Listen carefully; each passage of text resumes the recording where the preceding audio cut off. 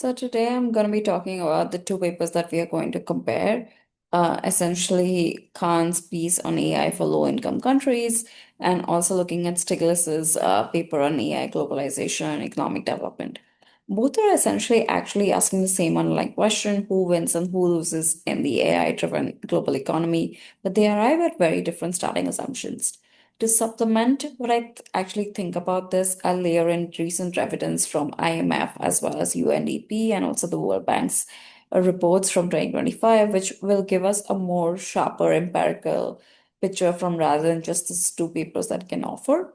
And therefore, let's go to the next slide. Sorry, I was looking at this slide. This is my introductory, and then going to the next slide. The core question here is, does AI actually mitigate or exacerbate global inequality? So Khan takes a very optimistic but conditional stance on this. The argument is very grounded in distributive justice. They contend that AI access is effective, but and it's a right and not a privilege. That the current research landscape focuses on high-income countries, which itself is a form of structural exclusion. Their examples are very concrete and compelling because Rwanda's zipline program, for example, delivers 75% of the country's blood supply outside the capital using autonomous droves. And then Karnataka's electrical land records eliminate 806 million rupees in potential bribes. These aren't very hypotheticals. They prove that AI, when deliberately deployed, can actually address real governance and health failures in low-income countries. Stiglitz's, on the other hand, is more cautionary. Their argument is like more structural. Like AI is fundamentally labor saving and resource saving, and both of these properties directly actually help the comparative advantage of most developing countries. So, for example, if your economy runs on cheap labor or commodity exports and AI reduces global demand for both, your terms of trade deteriorate and potentially in absolute terms, not just relative, right? They formalize this with models showing that displacement effects can dominate productivity effects for resource exporting countries. The synthesis here is that both papers agree on inequality is not deterministic, but they disagree sharply on whether AI's default trajectory is harmful or helpful. Khan says it can be redirected with like right LIC level interventions, and Stiglitz is saying that these interventions alone aren't enough without global governance reform. This tension actually carries through into the strategy question. And going to slide three, Khan's primary recommendation is very differentiated catch-up paths. So countries with strong institutional foundations can attempt to leapfrog. Countries without them need to actually build absorptive capacity first, learning from AI leaders rather than trying to imitate them forever. Rwanda and Estonia are the leapfrog cases. Most sub-Saharan African LICs need the slower absorptive path.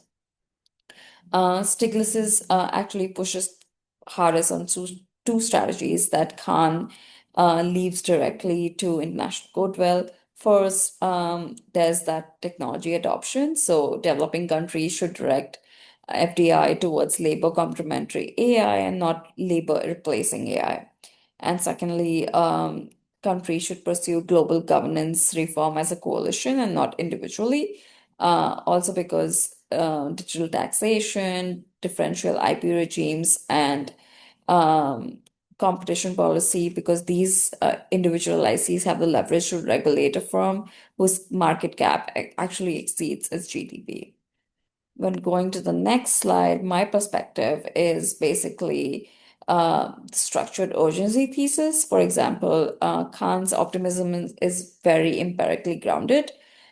Sector level wins are real, right? But structurally insufficient because Stiglitz's governance architecture is real.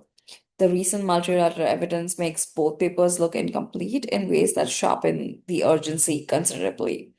So, for example, where Khan underestimates the risk, IMF's paper actually shows that, um, there's a score of like 0.32 against 0.68 for advanced economies.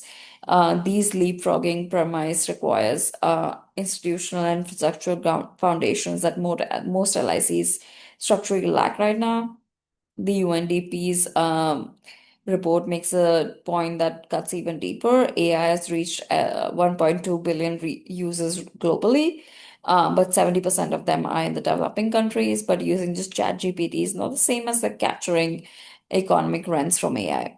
The distinction is between consumption and production, between adoption and value capture, and that's where Khan really doesn't really talk about.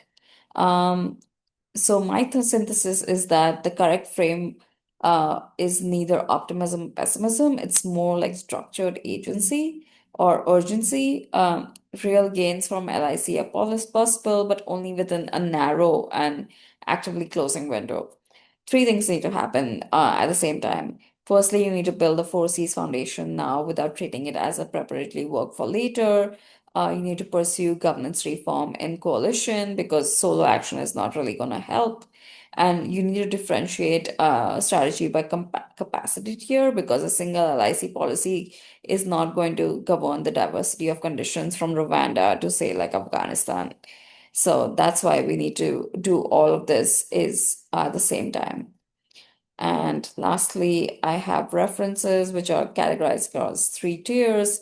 The two primary readings that we have read, as well as the three readings that I spoke about, the IMF, UNDP, and World Bank reports that I've mentioned here, as well as some additional sources. That's all. Thank you very much.